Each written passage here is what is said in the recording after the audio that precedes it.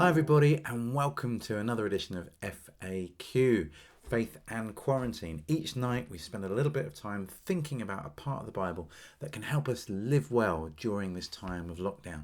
And because this week has been Holy Week, today is Good Friday, we've been looking at different sayings that Jesus made from the cross in just the last moments of his life. And we come now to, I guess, one of my favourites and one that has given people much comfort all around the world throughout generations. It's words that Jesus spoke to a really unlikely person right at the end of his life. And I'm going to read it to you from Luke chapter 23. If you're watching anywhere around the world, just let us know who you are and what you're doing and whether these little reflections are helping you. They're available here on my Facebook feed, but also on YouTube afterwards. And I think there's around 16 different ones covering all sorts of topics. How to find God in the middle of lockdown, how to hold on to your faith, how to meet God now but hold on to him later. What can you learn from Noah? What can the story of a kind of prostitute who finds God do to help us in the middle of this crisis? All sorts of different things that may hopefully help you. And during this little Easter break, maybe it will be good for you to spend a bit of time reflecting on where you stand with God, what your beliefs are. But here's the little incident we're going to read today, and it's from Luke's Gospel. And Luke was a medical doctor who went around and carefully investigated all the eyewitness accounts, all the living witnesses to the life of Jesus shortly after Jesus' death and resurrection. And it's from Luke chapter 23. One of the criminals who hung there hurled insults at him. "Aren't you the Messiah? Save yourself and us." But the other criminal rebuked him. "Don't you fear God," he said, "since you are under the same sentence. We are punished justly, for we are getting what our deeds deserve. But this man has done nothing wrong." Then he said, "Jesus, remember me when you come into your kingdom." Jesus answered him, "Truly, I tell you today, you will be with me in paradise." These verses have given people comfort through many generations, but before we get to the comfort, we need to hear the challenge.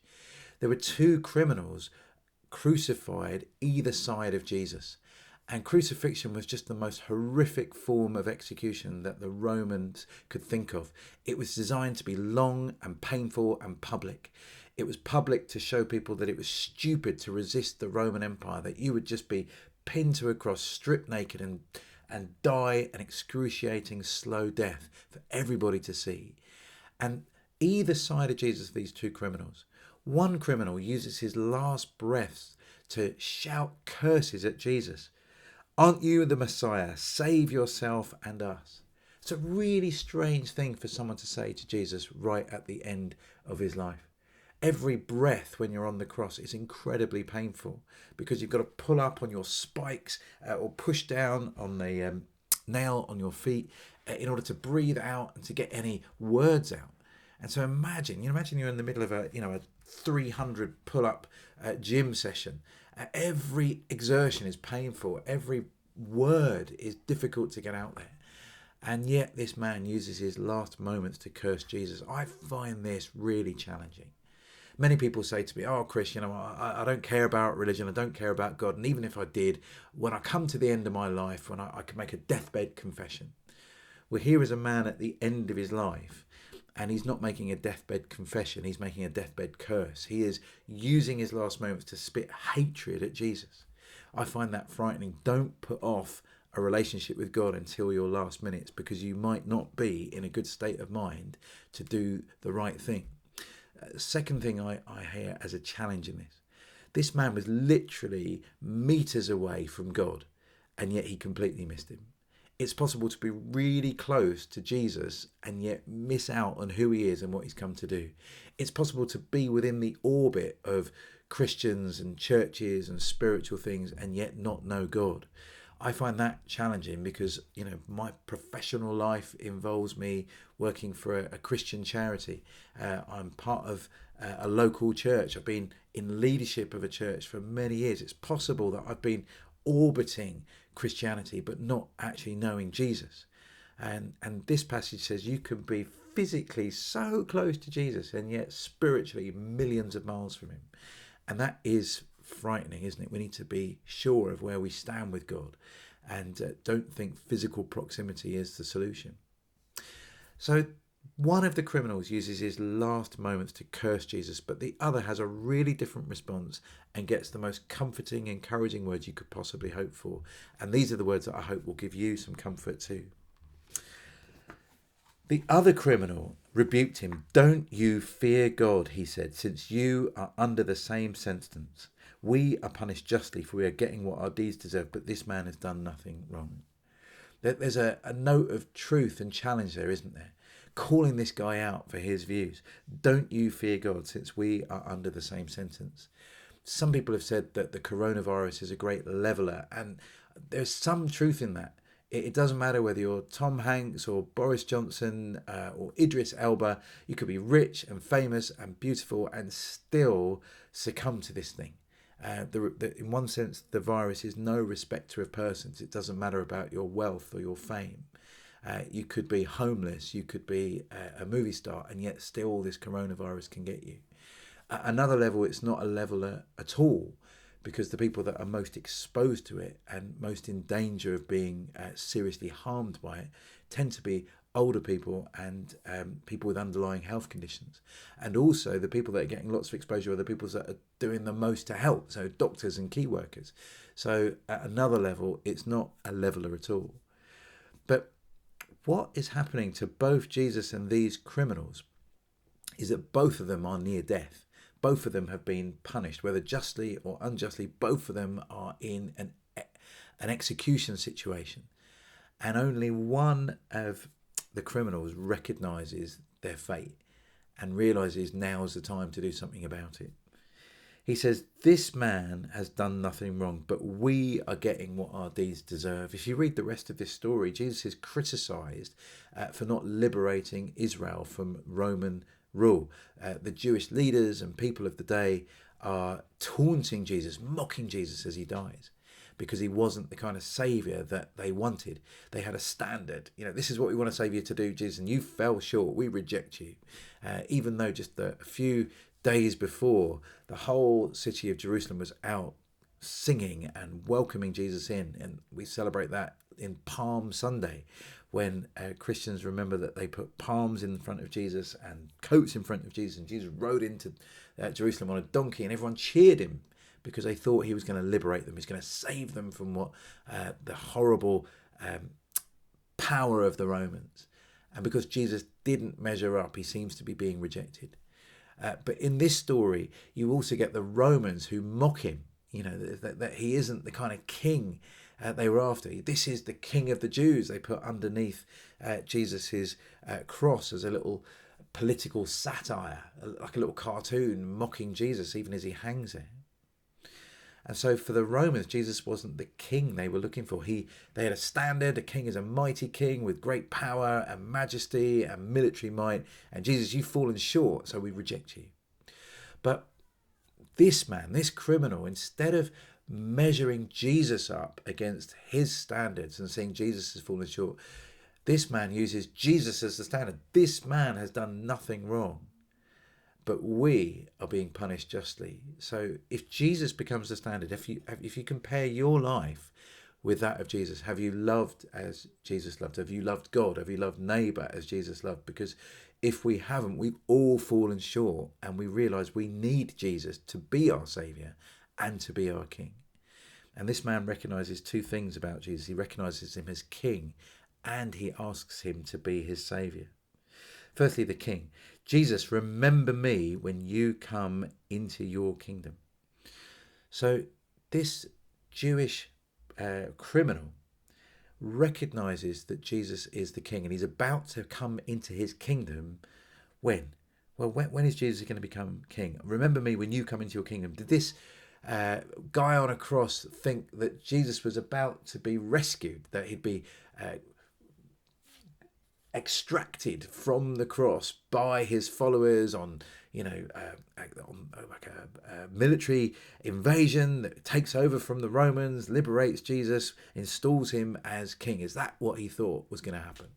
Now, I'm pretty sure this thief on the cross knew that Jesus was going to die, and it was when he died he was going to come into his kingdom. So, in other words, this criminal recognizes Jesus as the King of heaven. And that's an important thing to recognize. Jesus is not just a man. He's not just a great teacher or a prophet. Christians from the beginning have recognized that Jesus is the God-man. He's God in human flesh. He's not God in disguise. He's fully God and fully man. And Jesus is the rightful heir over all creation. He is the King. And so this criminal asks Jesus to remember him, to have mercy on him. Why? Why should Jesus save this thief on the cross from a terrible fate after death? Why does he need? Why should Jesus do that? What has this criminal done to deserve to be rescued by Jesus? Well, nothing. It's the wrong question. This man has already admitted that he's committed a crime worthy of death.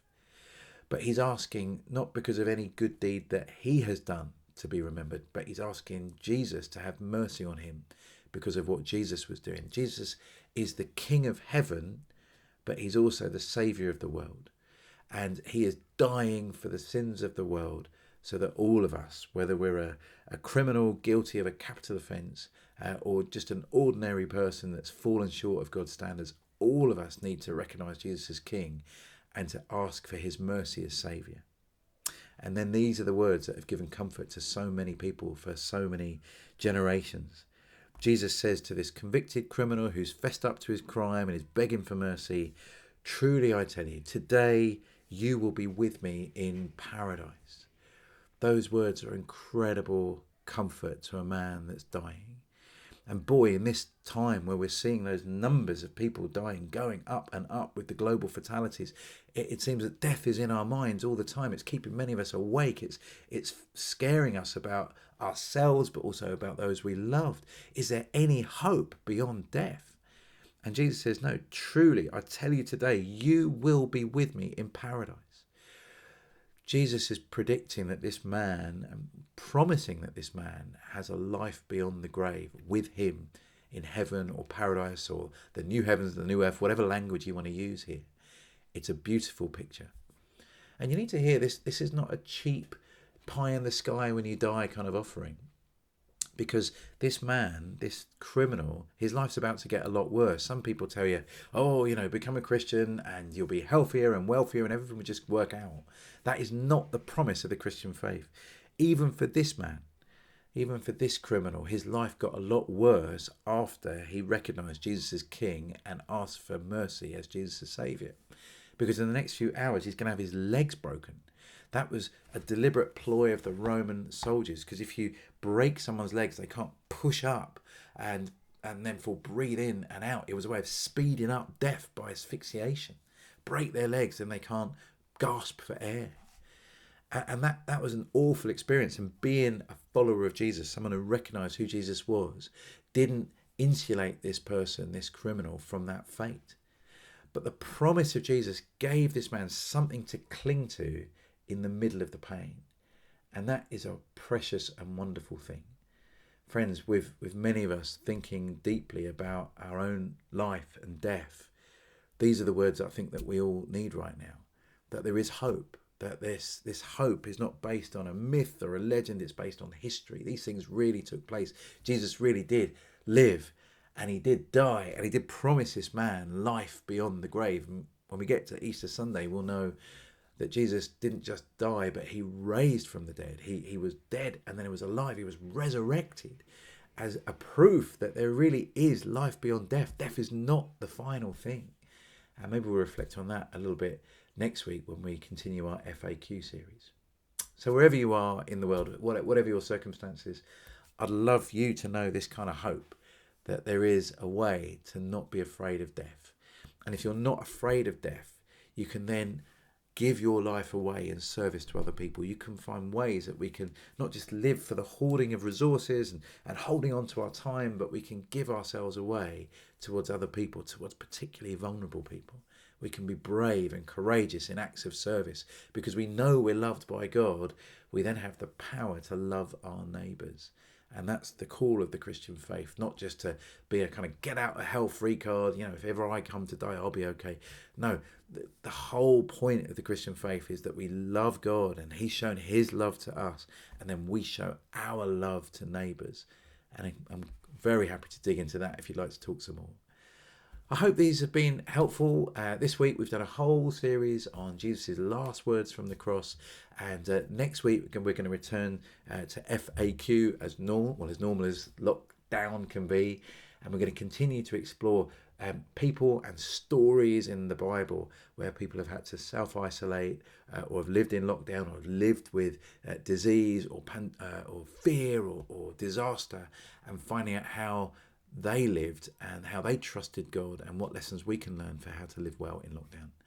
I hope all is well with you. Love to hear from you. Drop me a message if I can be of help. But thanks so much for listening. Bye-bye.